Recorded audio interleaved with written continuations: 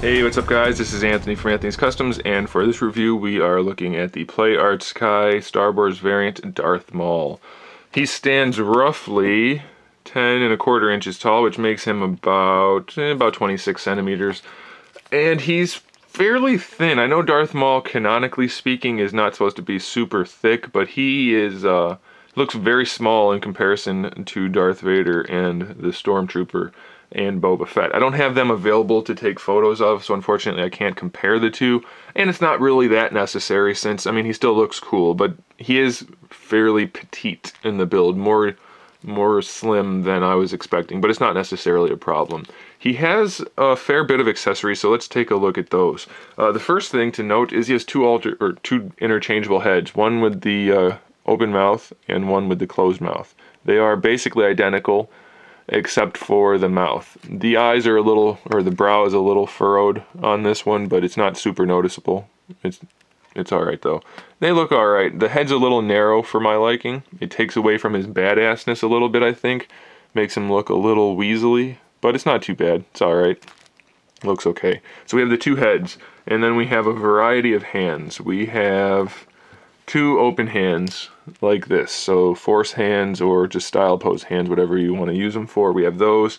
We have two gripping hands for lightsabers, so we have the hand on either side for holding that, and then we have a fist hand for either side, nicely detailed by the way, little armor plating, looks pretty good. And then we have two loose hands, just kind of relaxed casual hands. And then we have our lightsaber. So we have two of the hilts, if that's what they're called. I don't know. I guess they'd probably be called that. So we have two of the singular hilts, and then we have the conjoined hilt. I'm so glad they didn't just make them have a peg or something. Having the connected piece is much better like that. So we have those. Then of course we have our lightsaber blades to go with those. They are opaque, meaning there's no light that can pass through them, which gives it kind of a cool stylized look, but I was hoping they would be at least a little bit translucent with the white shading. There's not. They're all red paint with white paint, so completely opaque. Still looks cool, but it's something to note. As far as the figure goes, he's mostly black. He has a little bit of red, like piping going through, and a little bit of red shading around here. And then a little bit of gray shading on some of the black, but mostly he's just all black, which is alright. There's the cat. Hi, buddy. And then he's got some plating, like armor plating for the legs. Don't rub on the figure while I'm reviewing it. But the armor plating is mostly just kind of like a metallic black. It looks fine. I'm just saying if you're looking for a figure with a lot of variety and color, this is not the one for you. It suits the character. I'm not complaining. I'm just pointing it out. But they did do a good job with the paintwork, especially all that red piping. It looks really nice. And then the variation, the slight variation in the metal stuff looks pretty good too. And then the silver work is alright. The shading in the red is very reminiscent of the two Batmans that had the red on them. That looks pretty good. And then we have the kind of lit up little lights on his whatever those things are. So that looks cool the way they did that kind of glow effect. So I'm alright with that. The paintwork on the faces is pretty good. It's nicely lined up and looks alright. The only thing that bugs me is that the neck is not the same color red as on the face, and I don't know if it's supposed to stop there, but it just stops. So if you turn the head, it looks a little strange, just being cut off.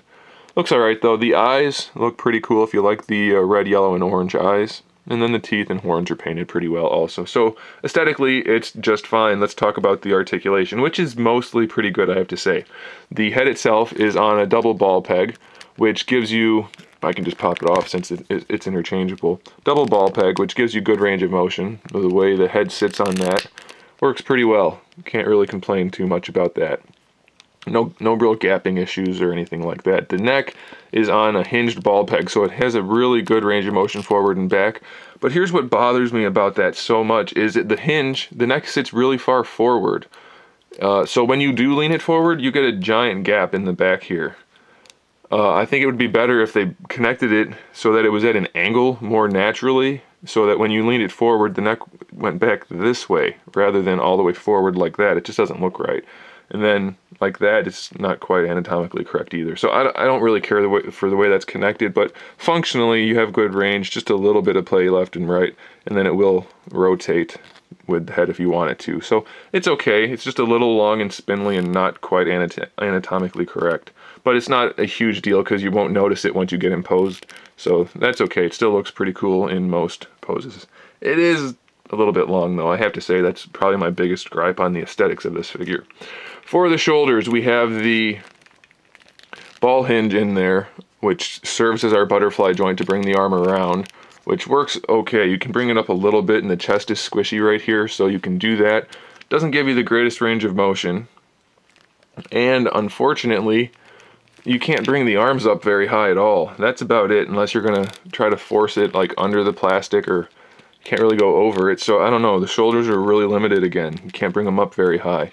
You can rotate the shoulder around on the ball peg a little bit, but mostly your bicep swivel is just going to come at the actual bicep. This piece is loose, so you can spin that around if you want to make him look a little bit differently.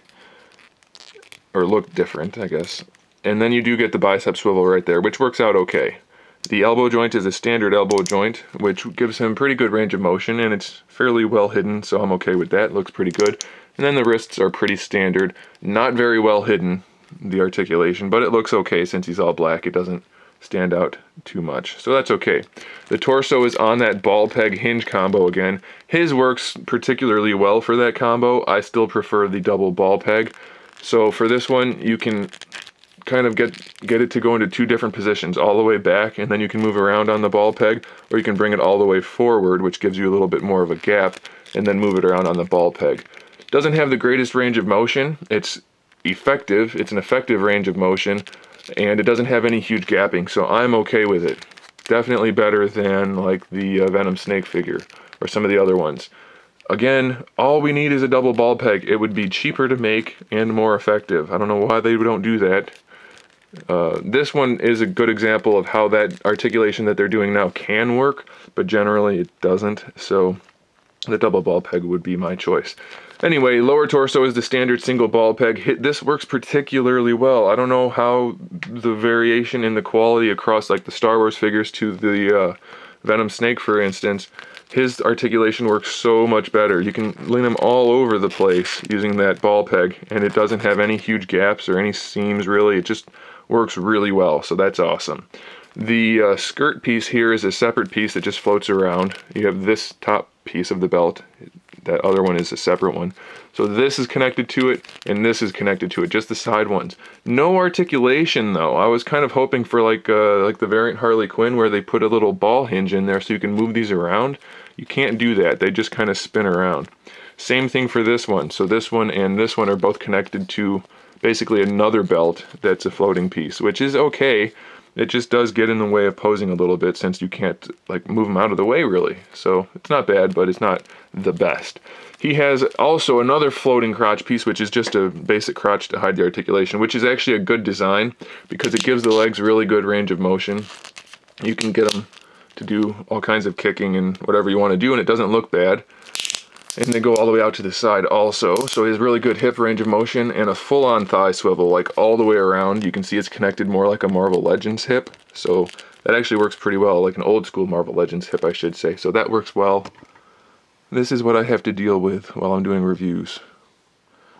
He thinks he owns the place, and he kind of does, because he's the cat.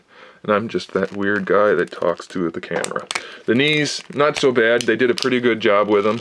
They don't have that huge gap in there like we've seen in some of the other figures, so it's okay. It's not the best, but it'll do. Knee pad works pretty well to hide that, and he has good range of motion, so I think that's... Look at this. Hey, you're gonna ruin my backdrop.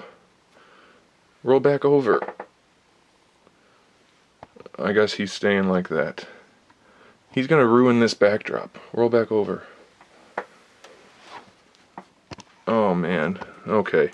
And now for the ankle, which is not really a good design. This is connected up here. It's soft, but it would be much more effective if it was connected to the foot, so that it was always hiding the joint. But as you can see, the joint is... Now he's eating the parts. You guys think it's funny when the cat's on the videos and that I'm mean for stopping him, but he's chewing on $100 figure parts. Anyway, you can see by the ankle being so exposed... Stop.